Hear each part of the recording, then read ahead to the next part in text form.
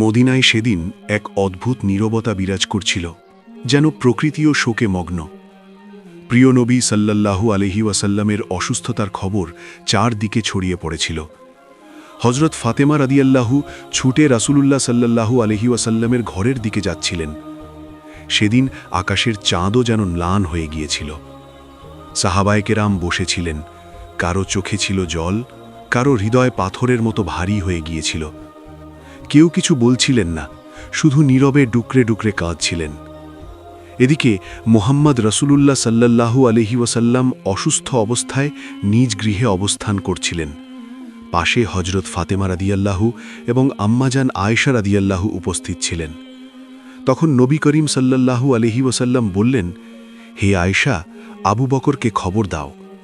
কিন্তু তিনি খবর দেবার আগেই হজরত আবু বকর রাদিয়াল্লাহু ঘরে প্রবেশ করলেন।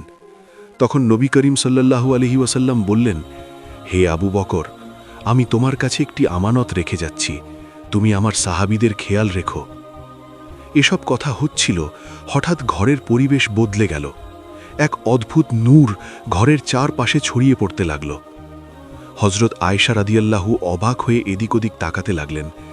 ঘরের বাইরে এক অপরূপ সুন্দর ব্যক্তিত্ব দাঁড়িয়েছিলেন। নবী করিম সাল্লাল্লাহু আলাইহি ওয়াসাল্লাম বললেন, দরজার বাইরে কে দাঁড়িয়ে আছে? হে ফাতেমা, দরজা খোলো। হজরত ফাতেমা রাদিয়াল্লাহু বললেন, ইয়া রাসূলাল্লাহ, আমি তো ওনাকে চিনতে পারছি না, তিনি একজন অত্যন্ত সুন্দর ও সুদর্শন ব্যক্তি। তখন রাসূলুল্লাহ সাল্লাল্লাহু আলাইহি ওয়াসাল্লাম বললেন, তুমি তাকে কিভাবে চিনবে? তিনি এমন এক সুন্দর সত্তা, যিনি যেখানে যান কখনো খালি হাতে ফিরে আসেন না। তিনি অন্য কেউ নন, বরং ফেরেশতা হজরত আজরাইল। এ কথা শুনতেই হজরত ফাতেমা রাদিয়াল্লাহুর চোখ থেকে পানি গড়িয়ে পড়তে লাগল। তারপর হজরত আজরাইল আলাইহিসসালাম সালাম দিয়ে ঘরে প্রবেশের অনুমতি চাইলেন এবং বললেন, আসসালামু আলাইকুম ইয়া রাসূলাল্লাহ, ইয়া রাহমাতুল্লিল আলামিন। আল্লাহ রব্বুল আলামিন আপনাকে সালাম পাঠিয়েছেন। আল্লাহ তাআলা আমাকে আপনার কাছে পাঠিয়েছেন। ইয়া রাসূলাল্লাহ, আপনি যদি অনুমতি দেন তবেই আমি জান কবজ করব, অন্যথায় ফিরে যাব। আপনি যতদিন চান এই দুনিয়ায় থাকতে পারেন। তখন নবী করিম সাল্লাল্লাহু আলাইহি ওয়াসাল্লাম বললেন, হে আজরাইল আলাইহিসসালাম, আমার তো আল্লাহর কাছে একটি কথা বলার বাকি আছে। আজরাইল জিজ্ঞেস করলেন, ইয়া রাসূলাল্লাহ, কোন কথা বাকি আছে? তখন রাসূলুল্লাহ সাল্লাল্লাহু আলাইহি ওয়াসাল্লাম বললেন, আমার ভাই জিবরাইল কোথায়? আমি তার সাথে দেখা করতে চাই। সেই সময় হজরত জিবরাইল আলাইহিসসালাম প্রথম আসমানে ছিলেন। এ কথা শোনা মাত্রই তিনি দ্রুত রাসূলুল্লাহ সাল্লাল্লাহু আলাইহি ওয়াসাল্লামের ঘরে প্রবেশ করলেন। ঘরের ভেতরে এক চিরস্থায়ী নূরের আলো ছড়িয়ে পড়ল। সেই নূরের মাঝে হজরত জিবরাইল আলাইহিসসালাম দাঁড়িয়েছিলেন। তিনি বললেন, ইয়া রাসূলাল্লাহ, হে আল্লাহর নবী, আপনি কেন কাঁদছেন? মুহাম্মদ রাসূলুল্লাহ সাল্লাল্লাহু আলাইহি ওয়াসাল্লাম বললেন, হে ভাই জিবরাইল, আমি এজন্য কাঁদছি যে আমি যখন এই দুনিয়া থেকে চলে যাব তখন আমার গুনাহগার উম্মতের কি হবে? তুমি আমার রবের কাছ থেকে এই বিষয়কে জেনে এসো। এ কথা শুনে হজরত জিবরাইল সাথে সাথে আল্লাহর আরশের দিকে রওনা হলেন। আল্লাহ রব্বুল আলামিন সব কিছুই জানতেন। তা সত্ত্বেও মহান রব্বুল আলামিন হজরত জিবরাইল আলাইহিসসালামকে জিজ্ঞেস করলেন, হে জিবরাইল, তুমি কেন কাঁদছ? জিবরাইল আরজ করলেন, হে আমার মহান রব, হে আল্লাহ রব্বুল আলামিন, আমি তো আপনার প্রিয় হাবিব, প্রিয় রাসূলের জন্য কাঁদছি এবং আপনার প্রিয় রাসূল তার গুনাহগার উম্মতদের জন্য কাঁদছেন। তখন আল্লাহ রব্বুল আলামিন বললেন, হে জিবরাইল, যাও এই সুসংবাদ দিয়ে দাও যে তাদের কোনো বিষয়ে চিন্তা করার প্রয়োজন নেই। আমার প্রিয় হাবিব নিজের উম্মতের জন্য যেভাবে মহব্বত আর রহম করেন, আল্লাহ তার বান্দাদের ওপর তার চেয়েও বেশি মেহেরবান। কিয়ামতের দিন আমার প্রিয় হাবিব যতক্ষণ না খুশি হবেন ততক্ষণ তার উম্মতের গুনাহ মাফ হতে থাকবে এবং তারা বিনা হিসাবে জান্নাতে প্রবেশ করবে। এই সুসংবাদ পেয়ে হজরত জিবরাইল অত্যন্ত দ্রুতগতিতে রাসূলুল্লাহর ঘরে প্রবেশ করলেন। তখন রাসূলুল্লাহ বললেন, হে ভাই জিবরাইল, আল্লাহ রাব্বুল আলামিন কি বলেছেন, আর তুমি কেন কাঁদছ? হজরত জিবরাইল আরজ করলেন, ইয়া রাসূলাল্লাহ, হে আল্লাহর নবী, আল্লাহ আপনার জন্য অপেক্ষা করছেন। আল্লাহ আপনাকে সুসংবাদ দিয়েছেন। আর আমি এজন্য কাঁদছি যে আজকের পর আমি আর কখনো আল্লাহর ওহীর বাণী নিয়ে আসতে পারবো না। আমি এই দুনিয়ার অনেক আম্বিয়ায়ে কেরামের কাছে ওহী নিয়ে এসেছি, কিন্তু সবচেয়ে বেশিবার তো আপনার কাছেই এসেছি। আজ আমার হৃদয় খুব ভারী। তখন রাসূলুল্লাহ ফেরেশতাকে সান্ত্বনা দিলেন এবং তারপর মুহাম্মদ রাসূলুল্লাহ হযরত আজরাইল ফেরেশতাকে অনুমতি দিলেন। এরপর হযরত আজরাইল ফেরেশতা সর্বপ্রথম তার হাত রাসূলুল্লাহর পবিত্র বক্ষ মুবারকে রাখলেন। তখন নবী করিম বললেন, হে ভাই আজরাইল, প্রাণ বের করার যত কষ্ট আছে তা আমাকে দাও, কিন্তু আমার উম্মতকে দিও না। তখন হযরত আজরাইল বললেন, ইয়া রাসূলুল্লাহ, আপনার চিন্তিত হওয়ার কারণ নেই। আপনার উম্মতের মধ্যে যারা সাচ্চা ইমানদার হবে তাদের জান এমনভাবে কবজ করা হবে যেমন একটি শিশু মায়ের কোলে দুধ পান করতে করতে ঘুমিয়ে পড়ে। এ কথা শুনে রাসূলুল্লাহ নিশ্চিন্ত হলেন। তারপর ধীরে ধীরে অত্যন্ত সম্মান ও মর্যাদার সাথে এই আমল সম্পন্ন হল এবং রাসূলুল্লাহর পবিত্র রূহ মুবারক আল্লাহর আরশের দিকে নিয়ে যাওয়া হলো। হযরত ফাতেমা, আম্মাজান আয়েশা যেন নিস্তব্ধ, নিশ্চল ও নির্বাক হয়ে গেলেন। দুনিয়া যেন থমকে গেল, মদিনার বাতাস যেন থেমে গেল, পৃথিবী কয়েক মুহূর্তের জন্য যেন স্থবির হয়ে গেল। সমস্ত সৃষ্টি জগৎ কাঁদতে লাগল। এই খবর খুব দ্রুত পুরো মদিনায় ছড়িয়ে পড়ল। খবর শুনে প্রতিটি মুসলমানের হৃদয় ভেঙে টুকরো টুকরো হয়ে গেল। তাদের অন্তর ক্ষতবিক্ষত হয়ে গেল। পায়ের নিচ থেকে যেন মাটি সরে গেল। রহমতের নবীর আশিক, আজীবনের সঙ্গী এবং জান নিসার সাহাবীগণ, যারা তাকে নিজেদের প্রাণের চেয়েও বেশি ভালোবাসতেন, তারা এই খবর শুনে অনেকেই নির্বাক হয়ে গেলেন এবং অনেকেই শিশুর মতো অঝরে কাঁদতে লাগলেন। এক সাহাবী হযরত আব্দুল্লাহ বিন আনাস রাদি এই খবর শুনে শোকের তীব্রতায় নিজের প্রাণ হারিয়ে ফেললেন। এদিকে হযরত বিলাল মসজিদের এক কোণায় অঝরে কাঁদতে কাঁদতে বলছিলেন, আমি কিভাবে আজান দেব? আমার জবান কিভাবে সেই নামটি উচ্চারণ করবে যিনি আজ আমাদের মাঝে নেই? কেউ তাকে সান্ত্বনা দিতে পারছিল না। তারপর তিনি অসহায় হয়ে পাগলের মতো এদিক ওদিক ছুটতে লাগলেন। যার সাথেই দেখা হচ্ছিল তাকেই জিজ্ঞেস করছিলেন, তোমরা কি আমার প্রিয় নবীকে দেখেছ? কিন্তু কেউ কিছু বলতে পারছিল না, কারণ সবার অবস্থা একই রকম ছিল। কে কাকে সান্ত্বনা দেবে? এদিকে এই খবর হযরত উমারের কানে পৌঁছাল। হযরত উমারের মতো জ্ঞানী, সাহসী ও বিচক্ষণ সাহাবী জোরে জোরে কাঁদতে লাগলেন। তলোয়ার বের করে বলতে লাগলেন, আমার প্রিয় নবী কখনো ইন্তেকাল করতে পারেন না। যে বলবে আমাদের নবী ইন্তেকাল করেছেন, আমি তলোয়ার দিয়ে তাকে 2 টুকরো করে দেব। তিনি আমাদের ছেড়ে যাননি, তিনি আমাদের মাঝেই উপস্থিত আছেন। সেই সময় হযরত আবু বকর সেখানে পৌঁছালেন এবং বললেন, হে মদিনাবাসী, জেনে রাখো যে শুধুমাত্র আল্লাহই চিরঞ্জীব। তিনি কখনো মৃত্যুবরণ করেন না। তিনি মহান, তিনি সর্বোচ্চ। এই দুনিয়ায় যত নবী ও রসূল তশরিফ এনেছেন, সবাইকে একদিন মৃত্যুর স্বাদ গ্রহণ করতে হয়েছে। একইভাবে আমাদের রসূলও আজ মৃত্যুর স্বাদ গ্রহণ করেছেন, কিন্তু তিনি তো জীবিত আছেন তার পবিত্র আমলের মাধ্যমে আমাদের হৃদয়ে। এরপর প্রত্যেক সাহাবী ডুকরে ডুকরে কাঁদতে লাগলেন। সেদিন মদিনার বাতাস ভারী হয়ে উঠেছিল। মদিনার অলি গলিতে কান্নার আওয়াজ প্রতিধ্বনিত হতে লাগল। মহিলারা তাদের ঘর থেকে বেরিয়ে এলেন। শিশুরা ভয়ে মায়ের আঁচল জড়িয়ে ধরল। পুরুষেরা একে অপরের দিকে নীরবে তাকিয়েছিলেন। কেউ বুঝতেই পারছিলেন না যে এত বড় শূন্যতা কিভাবে পূরণ হবে। সেদিন শুধু মানুষ কাঁদেনি, পৃথিবী কেঁদেছিল, আকাশ কেঁদেছিল, সমস্ত সৃষ্টি জগৎ কেঁদেছিল। মদিনার আকাশ যেন নিশ্চুপ হয়ে গিয়েছিল। তারপর হযরত আবু বকর ধীরে ধীরে মাহবুব নবীর ঘরের দিকে এগিয়ে গেলেন। ঘরে প্রবেশ করতেই তিনি অনুভব করলেন যে সেখানে এক অসাধারণ প্রশান্তি বিরাজ করছে, যেন জান্নাতের সুবাস সেখানে ছড়িয়ে আছে। সবাই একপাশে দাঁড়িয়ে কাঁদছিলেন। তিনি বললেন, আজ দুনিয়া থেকে সবচেয়ে দয়ালু মানুষটি বিদায় নিয়েছেন।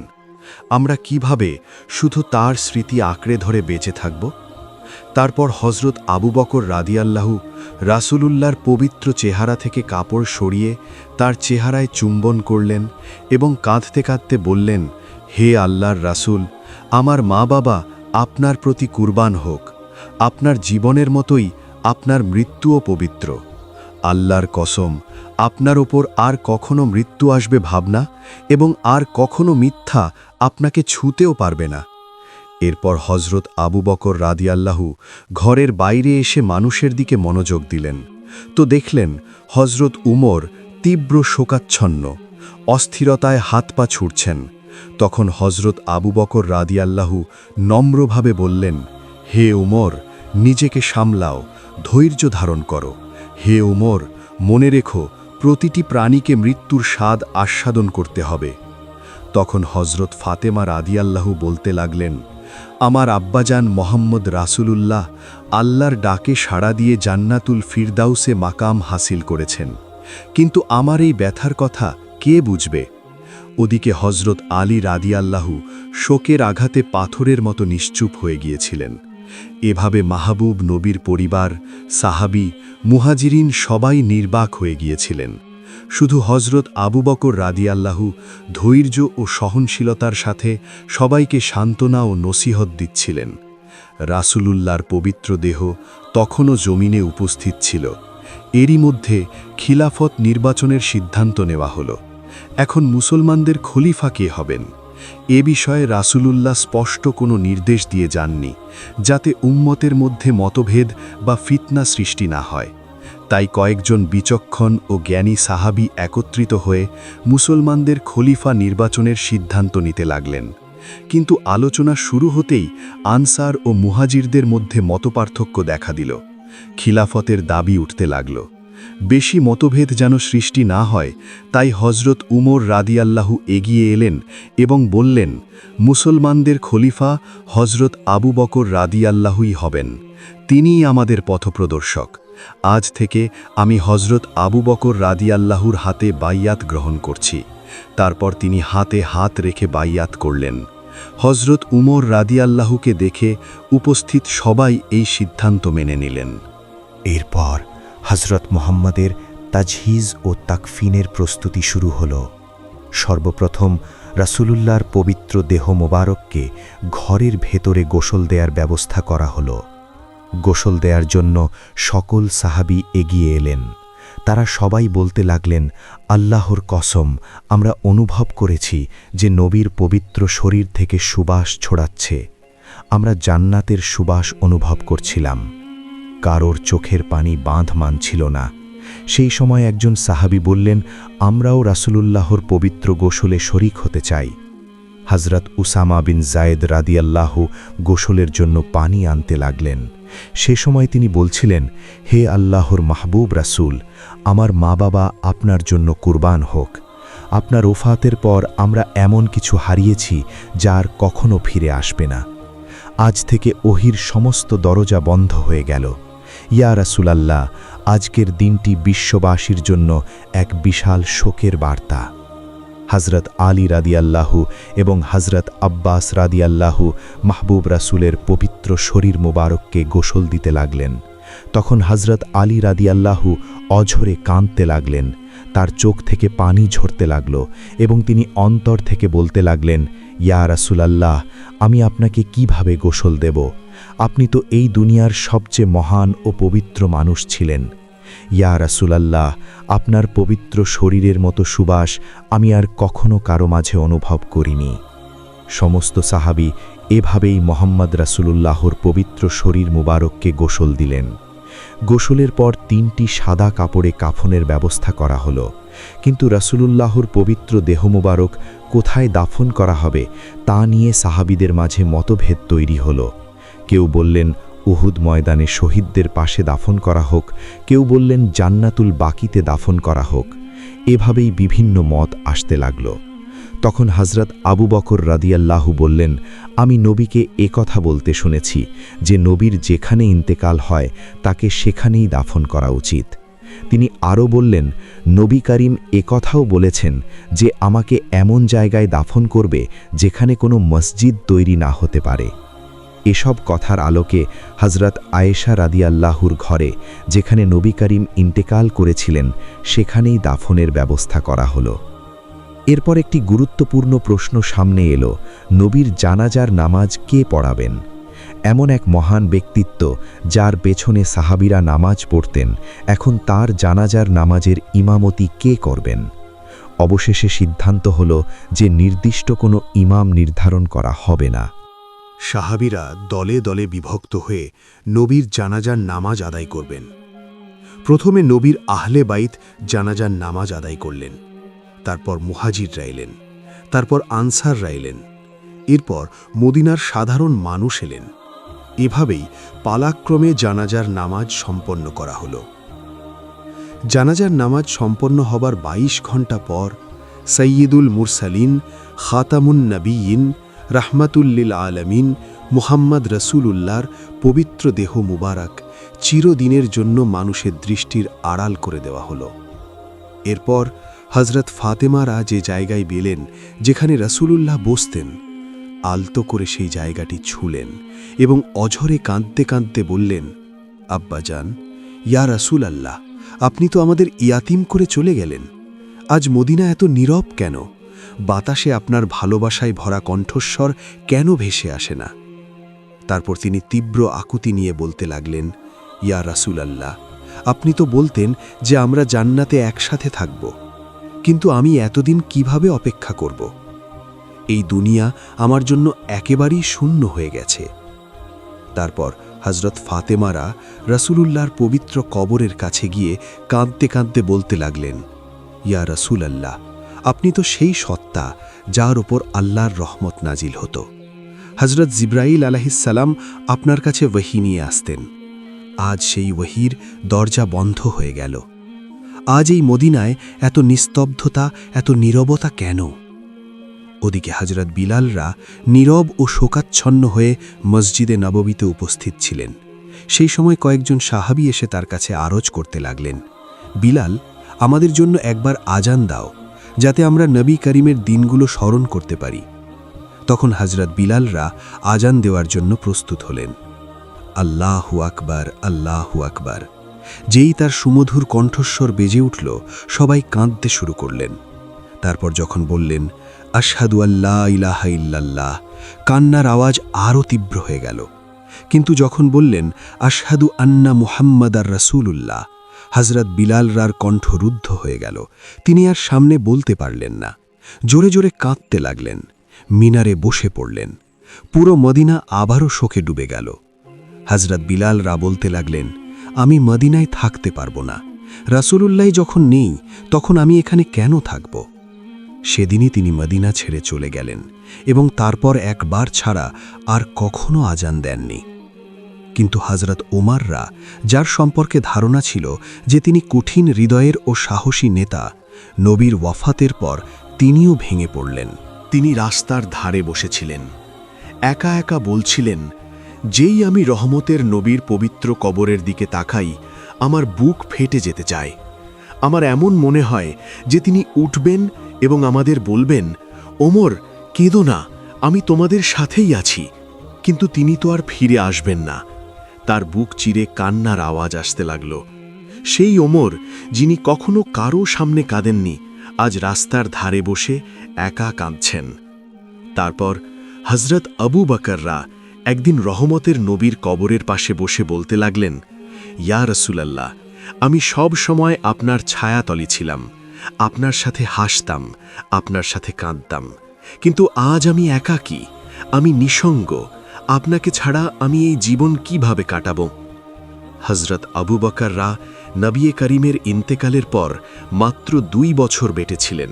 সেই 2 বছর এমনভাবে কেটেছে যেন প্রতিটি দিন এক একটি শতাব্দীর মতো। তারপর হজরত আবু বকররা নিজ গৃহে বিশ্রাম নিচ্ছিলেন। এক রাতে তিনি স্বপ্ন দেখলেন, রাসূলুল্লাহ তাকে বলছেন, আবু বকর, আমি তোমার জন্য অপেক্ষা করছি।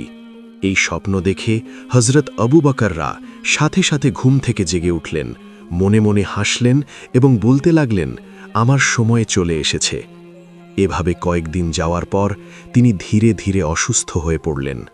যখন তার মৃত্যুর সময় ঘনিয়ে এলো, তখন তিনি তার প্রিয় সাহাবী ভাইদের বললেন, আমাকে রাসূলুল্লাহর পাশে দাফন করো, আমি তার কাছেই ফিরে যেতে চাই।